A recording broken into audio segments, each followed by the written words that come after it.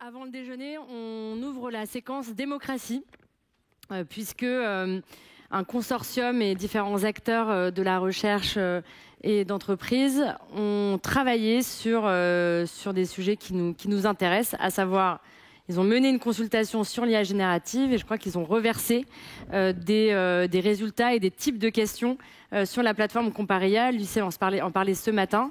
Différentes manières de poser des questions sont possibles sur Comparia et aujourd'hui il y a des nouvelles questions qui ont été reversées par Make.org et le consortium commun démocratique. Donc ils vont, je pense, nous raconter plein de choses, y compris cette expérience. Cette grande question, comment rendre l'IA compatible avec la démocratie? J'ai le plaisir d'accueillir David Mas, qui est le responsable IA chez Make.org, et Benjamin Piwowarski, directeur de recherche au CNRS. Merci de les accueillir.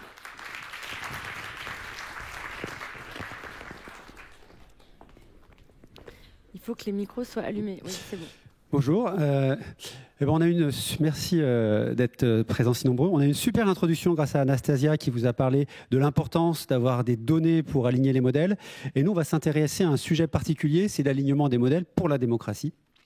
Et donc, on a monté un programme de recherche justement pour ça, pour créer des données ouvertes, pour s'assurer que nos modèles, les grands modèles de langage, soient sûrs pour la démocratie. Et donc, avec Benjamin qui est là, on va vous présenter un petit peu comment fonctionne ce programme, ses ambitions et comment, en pratique, on essaye de corriger les modèles pour qu'ils fonctionnent de façon adéquate pour la démocratie. On va aller directement là. Alors, pourquoi on s'intéresse à la démocratie ? Nous, chez Make.org, on est des praticiens de la démocratie. Ce qu'on fait, on fait des plateformes en ligne pour mobiliser massivement les citoyens. Quand on dit massivement, sur une plateforme en France, on va ramener 100 000 personnes pour participer sur un débat public, par exemple contre les violences faites aux femmes ou comment donner une chance à chaque jeune. Et quand on a vu arriver l'IA générative, le premier réflexe, c'était « Oh là là, ça va être une catastrophe ». Pourquoi ? Vous imaginez bien, avec l'IA générative, il y avait déjà des fake news sur Internet, il y avait déjà des problèmes de désinformation, mais là, ça multiplie les capacités.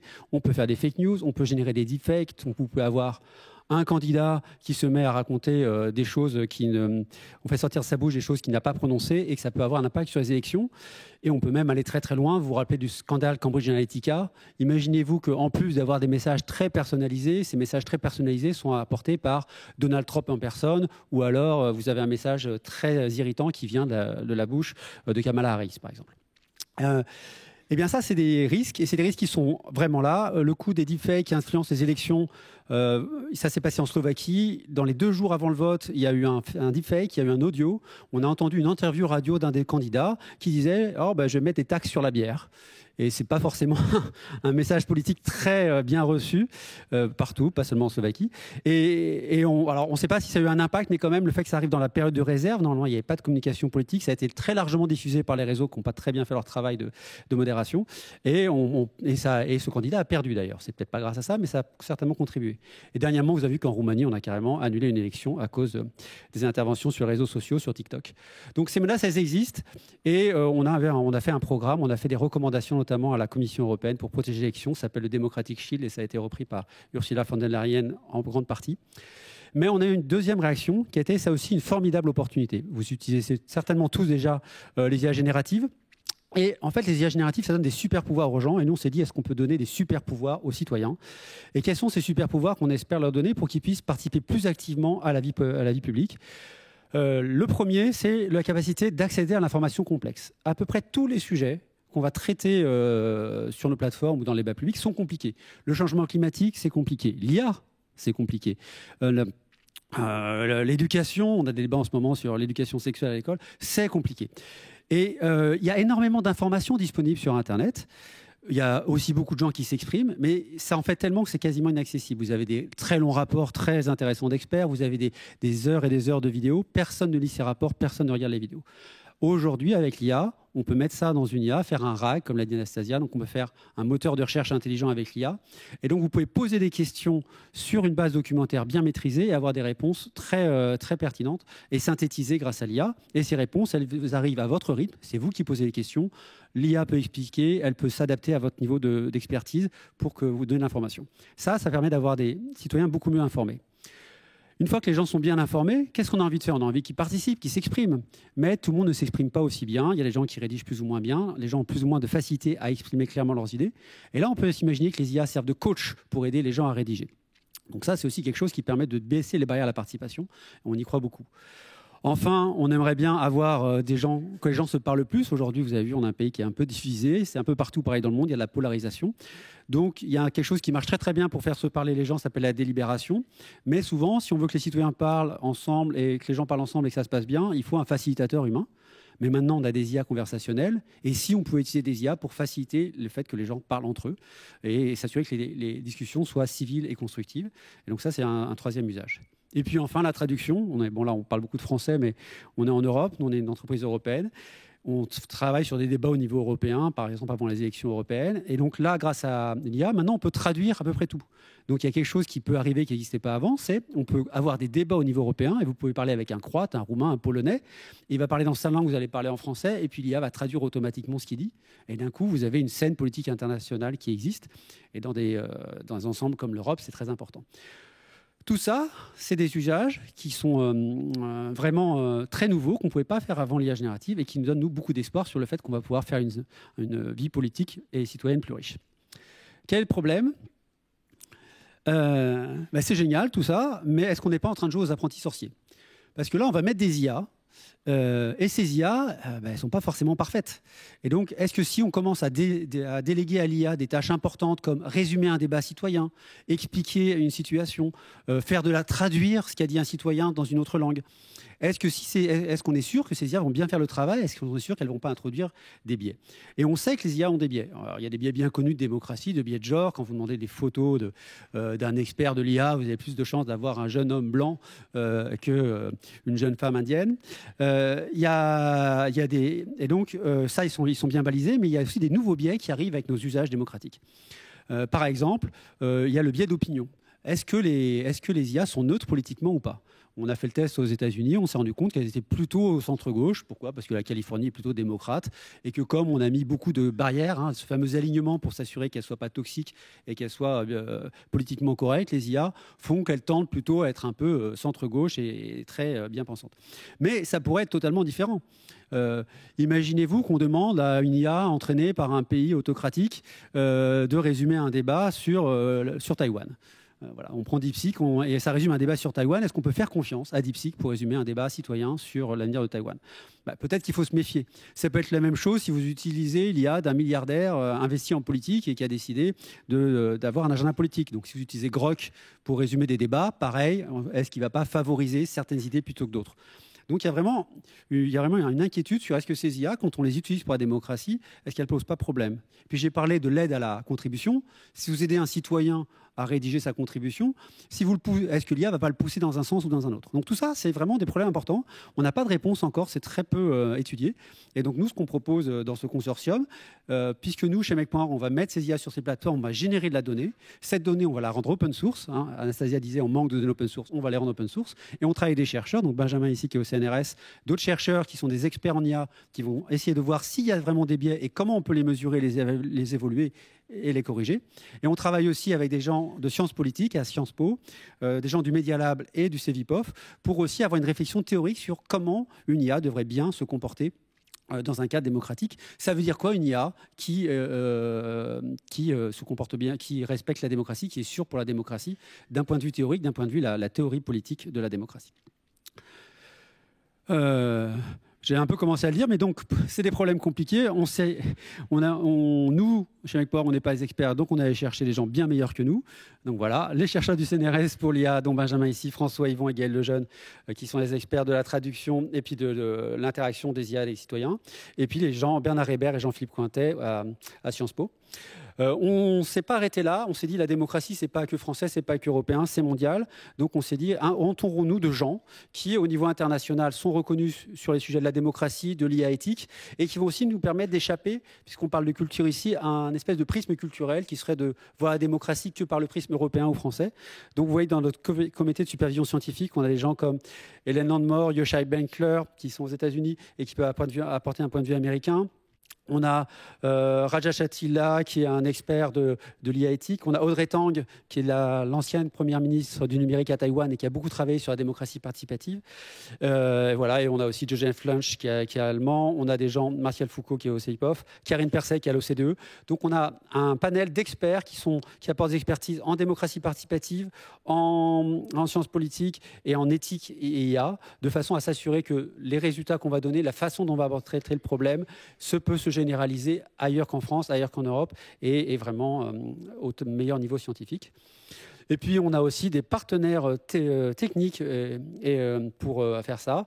Donc, on a une coalition d'acteurs. On a Hugging Face qui va nous aider à diffuser tous ces communs. On va produire des jeux de données au livre, on va produire des outils d'évaluation des IA, on va produire des IA peut-être avec une réduction des biais, et donc on va les mettre sur Hugging Face.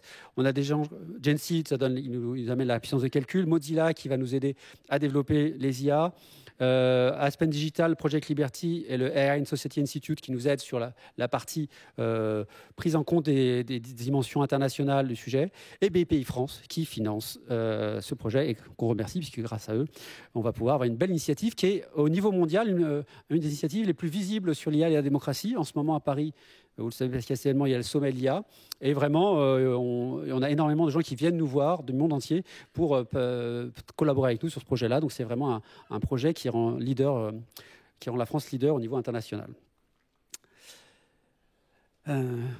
Petite spécificité de ce programme, vous l'avez vu, on a deux spécificités. Une, on est pluridisciplinaire, hein, on va mélanger les sciences sociales et les sciences dures. Et ça, c'est vraiment intéressant parce que quand on travaille sur la démocratie, les chercheurs en IA vont se poser des questions, par exemple, comment on mesure le positionnement politique d'une IA. Et là, vous allez les chercheurs en sciences sociales qui disent nous, on fait ça depuis des années. On a des critères, on a des cas, on a un compas politique. Et donc, on a des questions standards qu'on peut poser aux IA pour résoudre. Et ça fait partie... ça, c'est un exemple d'interaction entre sciences sociales et data science intéressant. Et puis, pareil, la réflexion théorique sur ce que c'est qu'une IA qui fonctionne bien en politique va informer les questions qu'on se pose quand on regarde une IA. On dit quelles questions doit-on se poser pour savoir si elle a des biais ou pas, et peut-être identifier des biais auxquels on n'aurait pas pensé si on n'avait pas eu ce travail de sciences sociales avant. Et puis, la deuxième spécificité, nous, Make.org, on est juste des praticiens, on fait de l'IA, on n'est pas des experts de l'IA. On fait de la démocratie, on n'est pas des experts de la théorie politique de la démocratie. Mais par contre, on génère des plateformes qui génèrent beaucoup de données. Et ces données, c'est ce dont la recherche a besoin pour avancer. Et donc, cette alliance entre des cas d'usage pratique avec des vrais citoyens qui se positionnent sur le sujet, qui leur importent vraiment en ligne et qui génèrent de la vraie donnée, un peu comme Comparia, vous avez des vrais citoyens. C'est une donnée très, très riche et qui permet à la recherche d'avancer et de leur donner un bel avantage sur ce domaine. Pour finir, notre programme il s'appelle les communs démocratiques. Pourquoi ? Parce qu'on a décidé, c'était l'intention de la BPI quand elle a financé cet appel d'offres auquel on a répondu, c'était de financer des communs, de financer des jeux de données, de financer des choses qu'on peut partager et mettre à disposition du grand public, des chercheurs et même de toute la communauté internationale. Nous, on va produire 4 communs. D'abord, on va faire des principes démocratiques appliqués à l'IA. Donc, c'est vraiment une réflexion théorique sur qu'est-ce que c'est une démocratie qui fonctionne bien, c'est quoi le rôle de l'IA là-dedans et comment elle doit se comporter. Et ça pose un peu des fondements théoriques qui vont pouvoir être utilisés par tous les gens qui veulent utiliser l'IA pour la démocratie et d'ailleurs peut-être pour d'autres cas, parce qu'on aimerait bien que même quand on ne fait pas des consultations citoyennes, les IA restent sûres pour la démocratie. Et donc ce cadre théorique va pouvoir être utilisé largement. Ensuite, on va étudier les biais, on va faire des outils d'évaluation publique des biais. Hein. Notre ambition, c'est que tous les modèles open source qui sortent et pas open source puissent être évalués, qu'il y ait une espèce de colonne qu'on rajoute dans les évaluations, qu'on n'évalue pas seulement s'ils sont capables de bien traduire, de bien répondre aux questions, mais qu'on vérifie aussi qu'ils n'ont pas de biais démocratiques, tous ces modèles qui sortent. Voilà, on aimerait bien passer DeepSeek, Grok, mais aussi la dernière version de Llama ou Gemini à ces filtres-là. On va aussi essayer de corriger les modèles, et les modèles qu'on corrigera, qu'on mettra en open source, on mettra à la fois les jeux d'entraînement qu'on permet de corriger et les modèles en open source, ça pourrait inspirer d'autres personnes et ça pourrait être utilisé par d'autres gens, d'autres praticiens de démocratie.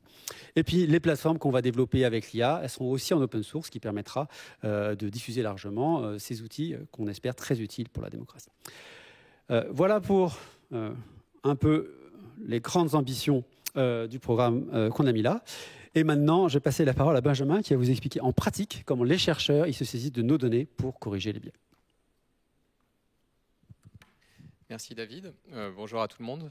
Voilà, moi, je vais passer dans la partie un peu plus technique du projet. Et bon, il vient juste de commencer, donc on est en train de se mettre en route. Et ce que je vais vous présenter aujourd'hui, c'est plutôt notre réflexion autour des biais et des hallucinations pour les grands modèles de langue qui vont avoir une place particulièrement importante dans ce projet-là. Alors juste pour introduire, ça c'est un article qui a été publié il y a 1 ou 2 ans. Et qui parlait des grands modèles de langue comme des perroquets stochastiques, ce qu'ils sont. Et l'idée, c'est de se dire que dans la communication, quand on parle avec quelqu'un, forcément, on a un ensemble de connaissances et d'a priori qui sont présents lors de la communication et dont on va servir pour transmettre une information qui sera contextualisée par les 2 individus qui sont en train de parler. Le problème, c'est qu'un texte qui est généré par un grand modèle de langue, il n'y a pas d'intentionnalité. C'est un modèle probabiliste, donc vous l'avez vu avec l'exposé précédent. C'est un modèle probabiliste qui va prédire le mot suivant, et puis le mot suivant, puis le mot suivant, jusqu'à générer un texte, et il n'y a aucune intention là-dedans.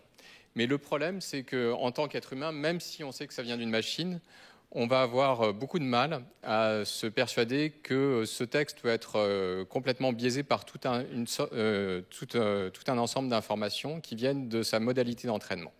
Et on va donner une intention à ce texte-là. Et ça pose pas mal de problèmes quand on utilise les grands modèles de langue pour contrôler et pour accompagner les débats démocratiques en l'occurrence. Alors juste un tout petit mot, même si beaucoup d'entre vous savent comment on entraîne les grands modèles de langue, juste pour recontextualiser un tout petit peu à ce niveau-là. Un entraînement d'un grand modèle de langue, c'est basé sur un principe excessivement simple, même si les modèles sont compliqués et même si ça met en œuvre pas mal d'ingénierie pour arriver à les entraîner, surtout les gros modèles qui contiennent des milliers de milliards de paramètres. Et le principe est le suivant, on va prendre un ensemble de textes. Donc on vous a parlé des textes dans l'exposé précédent, j'étais pas là mais c'est ce qu'on m'a transmis. On va prendre un ensemble de textes et à chaque fois ce qu'on va faire c'est essayer de prédire le mot suivant, donc 2 mentions de censure pour la faute d'orthographe. Le mot qui vient après dans le texte qu'on a observé c'est contre, Donald Trump montre le, et le mot qu'on a observé c'était visage, une date limite et le mot qui a été observé est connu. Et on va avoir des 10 billions d'autres exemples de la même nature. On va essayer de prédire le mot suivant. Et la petite flèche, c'est une grosse fonction mathématique qui contient quelques millions à quelques milliers de milliards de paramètres. Et le seul but de cette fonction, c'est de prédire le mot suivant. Il y a une seconde étape dont je ne vais pas parler qui concerne l'apprentissage du dialogue et du suivi d'instruction et également l'alignement, mais ça, je ne vais pas rentrer là-dedans. Tout ce que je veux transmettre comme message, c'est que dans cet apprentissage, via les textes qui sont présentés au grand modèle de langue, il va y avoir tout un tas de biais qui vont être appris de manière implicite par le modèle. Alors, parmi tous les biais, il y en a qui sont un peu moins importants et qu'on sait traiter dans une certaine mesure. Ça concerne globalement les connaissances. Donc, pour vous donner 3 exemples, quand on demande à un LLM, là, c'est plus le cas, j'ai vérifié, mais à un moment, c'est le cas, qui a inventé l'ampoule? La réponse était Thomas Edison. Et en fait, ce n'est pas le seul inventeur de cette invention. Pareil, quand on demande à un grand modèle de langue quel est un fruit rouge, il va nous dire que les pommes, qui ne sont pas prototypiques du rouge, sont un fruit rouge. Et il peut y avoir un autre cas où le modèle n'a pas été exposé suffisamment à la connaissance et si on lui demande qu'est-ce qui cause la phényl, alors je ne saurais pas le traduire en français, kénoturia, voilà. Là, le modèle va répondre n'importe quoi, donc là j'ai fait confiance aux auteurs, parce qu'il n'a pas été suffisamment exposé à cette connaissance et donc il ne va pas pouvoir faire des corrélations statistiques entre cette maladie et ses causes. Alors pour traiter tout ça, on a ce qu'on appelle le RAG, donc ça vous connaissez, on intègre de la recherche d'informations dans le processus qui va nous permettre de récupérer des documents qui viennent d'Internet ou d'un corpus d'entreprise ou qu'on a prédéfini. Et ces informations vont nous permettre de recontextualiser la question d'un utilisateur ou la tâche qu'on est en train d'accomplir pour un grand modèle de langue et d'intégrer des connaissances qui sont présentes dans les documents afin de corriger et de pallier à ces erreurs. Maintenant, pour parler plus des biais et passer à la seconde catégorie d'erreurs qui est pour nous beaucoup plus importante, comme j'ai dit, on a appris des grands modèles de langue en les entraînant à prédire le mot suivant. Et le problème, c'est que dans ce processus, il y a beaucoup de biais parce que tout simplement, Internet et les textes qu'on trouve naturellement sur Internet sont remplis de biais. Donc c'est un sondage qui a été fait en 2016 qui a montré que 67% des utilisateurs des Reddit aux États-Unis sont des hommes, 64% entre 18 et 29 ans, et seulement 8 à 15% des utilisateurs inscrits à Wikipédia sont des femmes. Donc on peut dire que, enfin c'est à peu près égal, hein, que les données naturelles que utilisent les grands modèles de langue pour être entraînés, ça correspond à la classe moyenne américaine blanche. Bon, évidemment, ce n'est pas que ça, mais c'est le noyau dur et c'est ce qui va influencer le plus les grands modèles de langue dans leur apprentissage. Alors, pour ce qui est de la définition du biais, on peut proposer une définition qui repose sur deux principes, une équité de groupe et une équité individuelle. Donc l'équité de groupe, c'est le problème de donner un traitement équitable à des groupes qui sont différents seulement par certains attributs, par exemple leur sexe, leurs croyances, etc. Et au niveau individuel, c'est un peu la même chose. Ce qu'on veut, c'est traiter tous les individus de manière équitable et quels que soient ces mêmes attributs. Et le biais, on peut le définir comme une déviation par rapport à ces principes. Donc ça suppose, et ça va être le rôle de Sciences Po dans le projet, de bien définir quels sont les différents attributs, de bien définir quels sont les types d'équité qui nous intéressent. Quelques exemples de biais maintenant. Je pense que vous avez tous vu ou vous avez tous lu des choses là-dessus, mais juste pour en rappeler deux, trois. Là, c'est au niveau de la traduction automatique. Donc on apprend un modèle de langue à traduire, ou on l'a entraîné pour ça, et on demande en anglais à traduire de l'anglais à l'espagnol. La phrase en anglais, c'est « The doctor asked the nurse to help her with the procedure ». Et en espagnol, la traduction va commencer par « el doctor ». Et là, on voit que le modèle a implicitement supposé, enfin avec des guillemets supposé, que docteur était un nom masculin, enfin un homme, que le docteur était un homme et non pas une femme, comme c'était précisé dans le texte anglais. Donc même en donnant une phrase où on précise le genre de la personne, ça ne suffit pas à contrer les a priori d'un modèle de langue, sauf s'il est entraîné spécifiquement pour ça. Une autre expérience qui a été conduite cette année, en 2024, c'est sur les biais socioculturels. Et là, la question qu'on posait à un LLM, c'était, étant donné une description ou un CV d'une personne, est-ce que je dois la contacter ou non pour conduire une interview et pour éventuellement l'embaucher ou collaborer avec cette personne? Et ils sont aperçus que, alors ils avaient plusieurs dimensions, la religion, l'orientation sexuelle, la classe socio-économique, l'âge, etc., que suivant les attributs, il y avait énormément de différences sur le fait de dire oui ou de dire non. Et ça, c'est très difficile à contrôler parce que ce sont des textes naturels et ça a un impact très clair parce que ça peut influencer sur l'embauche d'une personne ou non. Encore un autre exemple, et ça, c'est plus, ça concerne un peu plus la partie aide à la rédaction de notre projet, ou résumé automatique. C'était sur des biais socio-culturels, donc c'était publié dans Nature cette année aussi. Et l'expérience s'intéressait à l'afro-américain, donc, qui est un dialecte anglais utilisé par les afro-américains aux États-Unis. Et ce qu'ils ont fait, c'est une chose toute simple. Ils ont comparé l'inférence qui était faite par le LLM, c'est-à-dire la suite, enfin ce qui donnait comme mot suivant, étant donné un préfixe, qui était une personne qui dit avec le texte, ça c'est la première ligne en anglais standard, et la même chose avec un texte en anglais afro-américain. Et là, si on regarde ce que le grand modèle de langue va prédire comme mot suivant, on s'aperçoit que dans la première catégorie, dans le premier cas, les mots les plus probables vont être brillants, intelligents, etc.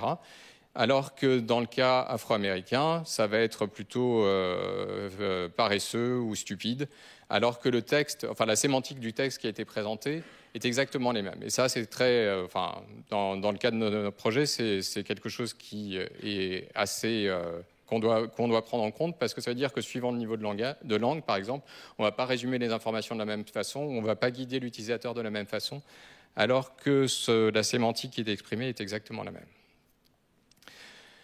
Alors évidemment, ce biais, il se transmet par plein de modalités. Donc ça, c'est juste une motivation pour dire pourquoi c'est intéressant pour nous de s'intéresser à tous ces biais dans le cadre des LLM. Je vais aller assez vite parce que c'est juste pour vous montrer qu'il y a eu une évolution.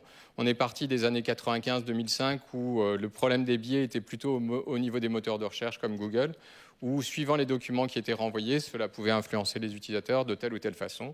En passant par les années 2005 à 2015 où on s'intéresse plus à la recommandation, donc il y a tout ce qui est bulle d'information parce qu'on va recommander des choses qui correspondent à un sous-groupe et donc enfermer l'utilisateur dans une petite bulle, à quelque chose qui est beaucoup plus général, parce qu'avec les grands modèles de langue, on effectue tout un tas de tâches, de la traduction, du résumé, du conseil, etc. Et donc, maîtriser ce biais est primordial pour ce projet et dans tous les cas d'utilisation des grands modèles de langue.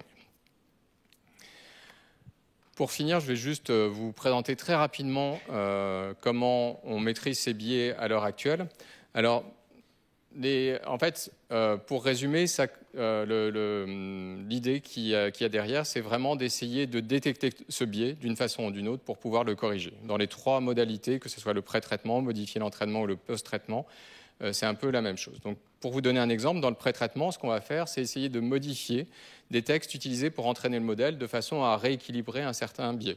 Par exemple, pour ce qui est du genre, on peut équilibrer les textes pour éviter d'avoir toujours « the doctor he » ou en majorité, parce qu'il se trouve qu'il y a plus de docteurs qui sont des hommes. Et ce qu'on va essayer de faire, c'est présenter des textes, autant de textes où on voit « the doctor he » que de textes où on voit « the doctor she ». Ou en français, le docteur, la docteur.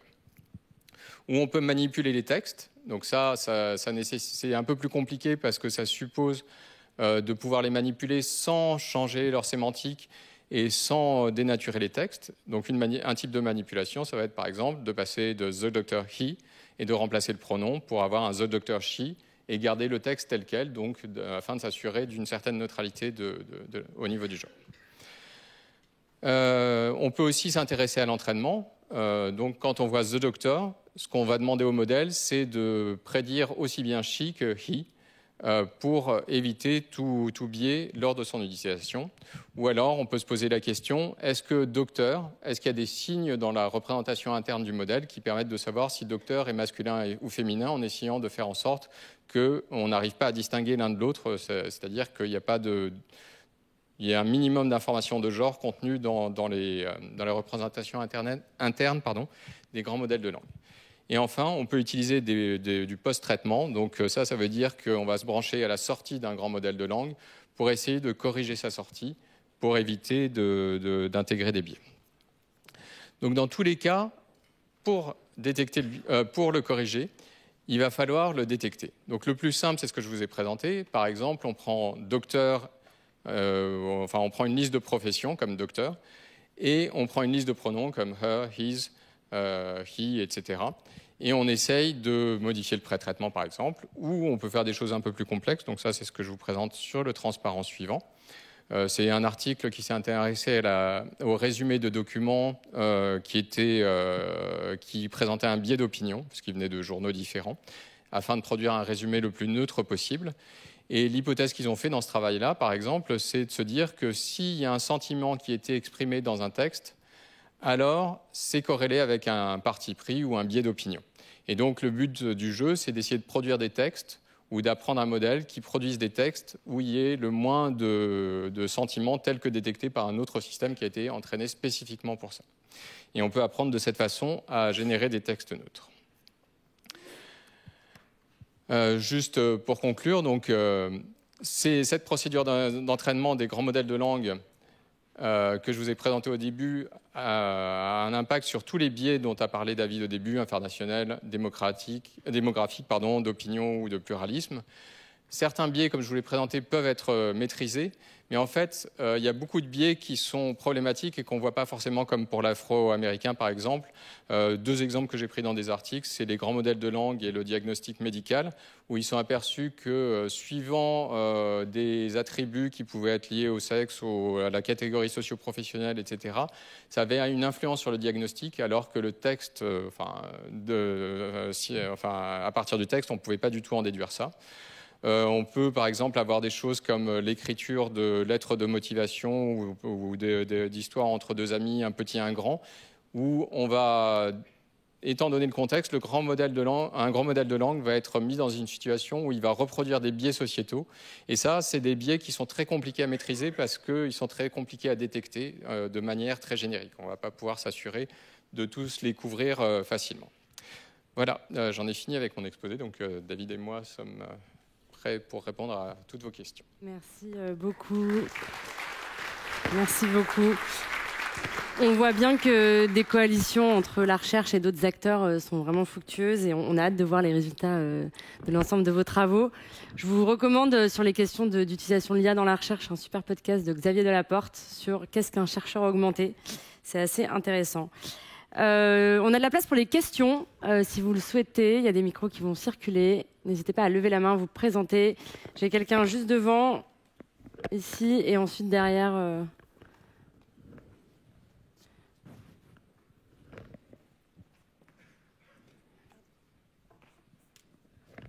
Oui, bonjour. Allô ? Oui, Jérôme Delaunay. Je me passionne pour la gouvernance de l'IA depuis l'IACT. Je suis très intéressé par ce que vous avez expliqué sur les biais. J'ai l'impression qu'on vous a refilé un petit peu le problème. C'était pareil tout à l'heure avec l'alignement. Moi, il y a quelque chose qui me gêne dans cette démarche. J'ai l'impression que, bon, peut-être parce que je suis un vieux, depuis Internet, on nous amène des informations et depuis Internet, les Américains ont pris un soin absolu à nous donner des bonnes informations politiquement correctes qui leur conviennent. Ensuite, c'est devenu commercial. Sur les moteurs de recherche, on avait les réponses de ceux qui payaient le plus. Mais là, sur les biais, notamment les biais d'opinion et pas que, je suis désolé, mais moi, si je suis un platiste convaincu que je demande à l'IA des questions sur l'astronomie et qu'elle me répond que la Terre est ronde, ça va me fâcher.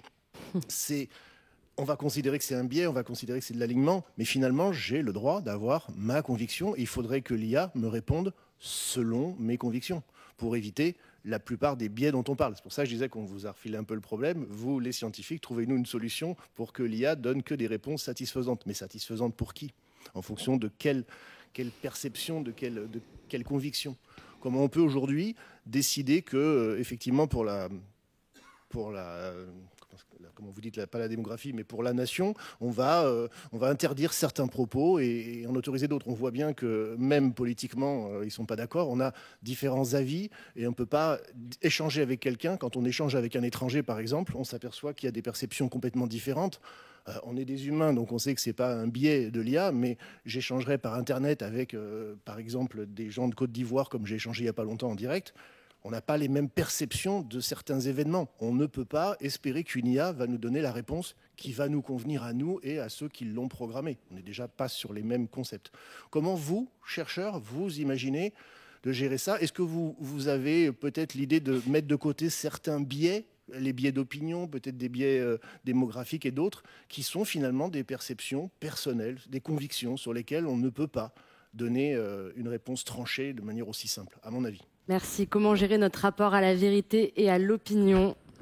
Vaste question. La vérité des uns et des autres. Qui sont pas les notre rapport à la vérité, ouais. C'est très intéressant. Nous, alors quand on regarde les biais là, sur la démocratie, je réponds en plusieurs temps, mais sur la démocratie, les biais qu'on fait, effectivement, nous, on va demander des tâches, on va assigner des tâches particulières à l'IA. Et typiquement, prenons le cas de la Terre plate. Là, nous, s'il y a un débat sur le rapport à la science, ou voilà, et qu'il y a un platiste qui exprime quelque chose, nous, ce qu'on va demander à l'IA, c'est typiquement, elle ne rejette pas la personne qui pense que la Terre est plate, parce qu'elle considère que c'est faux scientifiquement. Parce que nous, dans le résumé, on a envie que toutes les opinions soient représentées. Donc, les biais, ils sont aussi liés à la tâche qu'on assigne à l'IA. Une des tâches qui est très mauvaise pour l'IA, c'est demander à l'IA un savoir, c'est toujours dangereux. C'est pour ça qu'on utilise du RAG, c'est pour ça qu'on préfère que demande à l'IA qu'elle justifie ses réponses par des sources. Et c'est pour ça que c'est beaucoup mieux, je recommande d'utiliser plutôt des moteurs de recherche augmentés avec l'IA que des IA pures. Ne demandez jamais d'informations à ChatGPT ou à n'importe quelle IA. Demandez-la à Perplexity ou à n'importe quel autre moteur de recherche et qui cite ses sources. Et allez vérifier les sources parce que même ces moteurs-là se trompent. Voilà, ça, c'est important. Et après, juste un peu pour finir, les IA, il y a des expériences qui ont montré que les IA étaient meilleures que les humains pour convaincre les gens, justement parce qu'elles ne vont pas rejeter, elles sont apprises à être très polies, et donc elles ne vont pas rejeter un implicite en disant c'est faux ce que vous dites. Elles vont dire oui, la science montre que c'est plutôt rond, mais certains pensent que c'est plat, et comme ils vont avoir un discours plus modéré, ils sont plus efficaces pour convaincre les gens. Donc, voilà. Merci beaucoup. Je crois qu'il y avait une question là-haut. Juste pour compléter un tout petit peu. Dans le cadre de ce projet, en fait, il faut se placer aussi dans le cadre de Make.org et de la plateforme démocratique qu'ils essayent de mettre en place. C'est un endroit où les gens vont essayer de dialoguer entre eux. Donc il y a quand même cet a priori qu'il doit y avoir une neutralité. Et je pense que l'objectif, c'est pas tant de contrôler les biais et de les effacer. Si quelqu'un pense que la Terre est plate, le but, c'est de retransmettre cette information, c'est juste de la retransmettre de manière neutre et impartiale. C'est-à-dire que si beaucoup de gens pensent que la Terre est plate, le but, c'est justement de retransmettre ce biais-là. Et si d'autres pensent qu'elle est carrée, ou cubique, plus exactement, on retransmettra aussi ce biais-là. Et donc, le but, c'est vraiment de contrôler, de savoir déjà détecter ces biais-là pour pouvoir les reproduire d'une certaine façon, tout en étant neutre dans le discours. Donc je ne sais pas si c'est une question de recherche, je ne sais pas jusqu'où.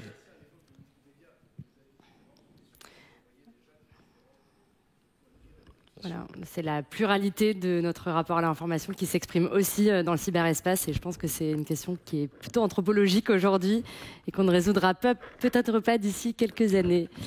Il y avait une question au fond, monsieur. Allez-y. Bonjour. Merci pour votre intervention. Donc Maxime Fourniou, je suis ingénieur MLOps à la DSI de France Travail. J'avais une question en fait sur le rapport que vous faites entre l'utilisation de l'IA générative et par exemple le fait que ça puisse recommander un diagnostic médical ou on pourrait penser recommander des métiers, un diagnostic de compétences, etc. Et donc du coup qu'il peut y avoir des biais parfois énormes, comme vous l'avez montré. En fait, la question que je me posais, c'est qu'aujourd'hui, ces tâches-là, elles sont faites via des systèmes qui ne sont pas des systèmes d'IA générative. Il peut y avoir des règles métiers qui sont impliquées. Il y a déjà des procédures pour utiliser des données qui sont anonymisées dans la mise en place de ces diagnostics pour pas qu'il y ait de biais humains qui s'installent, notamment par exemple quand on analyse des CV. Et donc du coup, je me posais la question, outre le fait, donc la démarche qui est en effet nécessaire d'essayer d'éliminer les biais au maximum au niveau de l'IA générative, est-ce qu'il y a aussi toute une procédure à repenser sur l'utilisation de l'IA générative?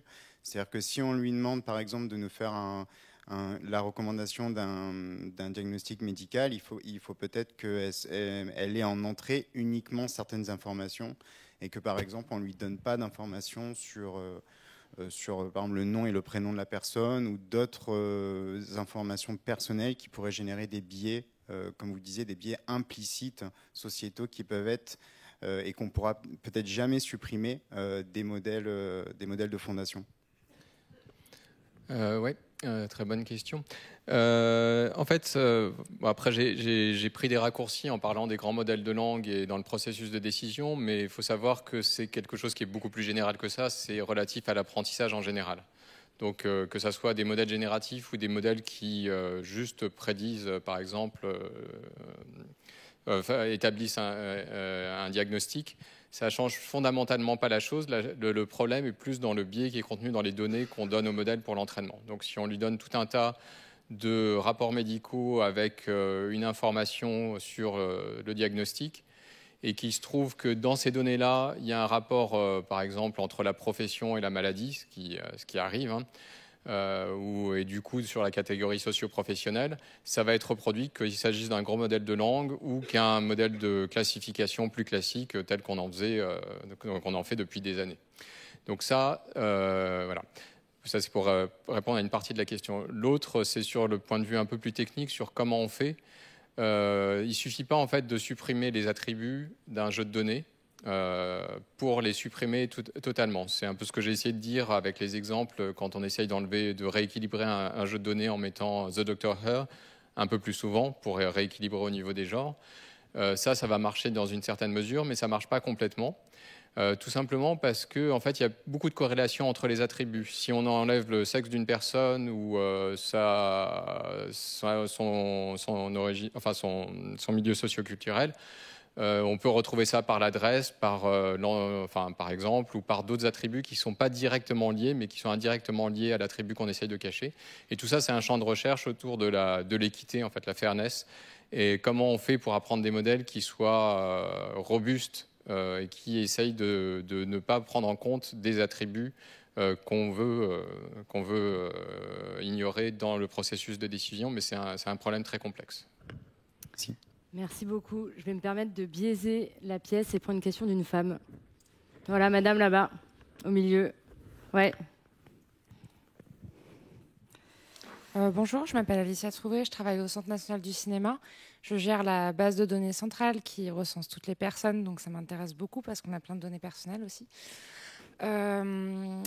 J'étais très intéressée par le projet que vous avez décrit qui sera confié à Sciences Po sur la définition des attributs pour permettre de faire ces modulations dans les types d'équité. Est-ce que ça sera transparent? À quelle visibilité on aura sur la définition de ces attributs? Parce que ça paraît quand même très, très, très complexe de rester neutre. Déjà, les données à la base ne seront jamais neutres parce qu'elles ne seront jamais exhaustives sur toute la population et les formes de vie mondiales et elles biaiseront du coup forcément les statistiques qui en ressortent.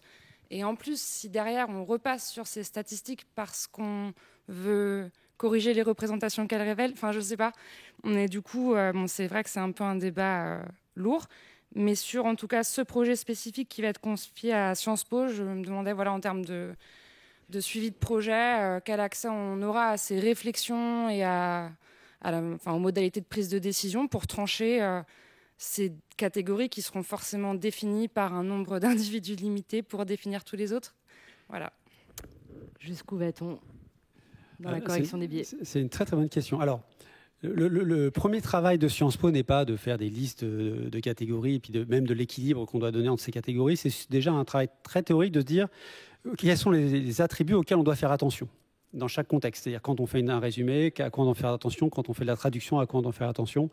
Et ça peut nous amener sur des biais qui sont de genre, mais des biais qui peuvent être de langue. Typiquement, est-ce qu'il n'y a pas des langues qui sont discriminées parce qu'il n'y a pas assez de modèles et que le modèle traduit moins bien les choses? Est-ce que les gens qui font des fautes d'orthographe sont moins bien repris en compte dans les résumés que les gens qui n'en font pas? C'est ce genre de choses. Donc l'idée du travail de Sciences Po, c'est d'abord donner un cadre théorique qui nous permet de poser les bonnes questions. Et évidemment, ce travail, ça sera l'objet d'une publication scientifique qui sera ouverte. Ensuite, je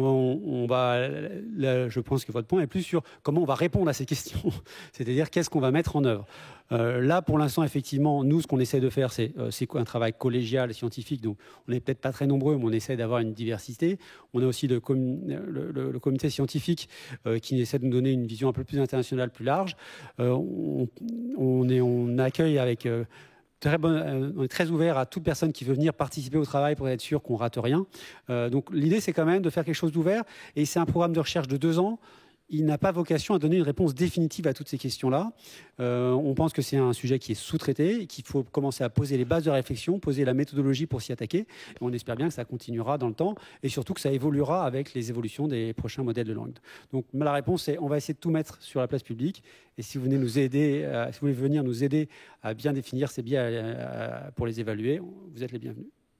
Oui, parce que, pourquoi Sciences Po, quoi? Enfin, pourquoi pas toutes les facs de France où il y a de alors ça, c'est comme ça que ça marche dans la recherche. On cherche des partenaires. Enfin, on pourrait ouvrir au monde entier, mais à un moment donné, pour travailler efficacement, il faut quand même trouver des gens d'abord qui veulent bien travailler ensemble et puis qui se mettent en place. Là, on a réussi à créer un groupe. Ça commence à bien fonctionner. Il y a des interactions. Les groupes humains fonctionnent mieux à 6-8 qu'à 150 quand même. Et donc, c'est un peu comme ça. Et après, la façon dont fonctionne la recherche, c'est les collaborations sont ouvertes, les publications sont ouvertes, les gens réagissent. On espère que d'autres personnes vont essayer de reproduire ce qu'on fait, de le critiquer, de l'améliorer. C'est comme ça que ça fonctionne aussi. Donc, c'est pas, encore une fois, c'est pas définitif. C'est de la recherche et on essaie d'avancer le savoir et de faire en sorte qu'un maximum de gens se préoccupent de ces sujets-là. Merci. Merci beaucoup pour ces réponses. Je crois qu'on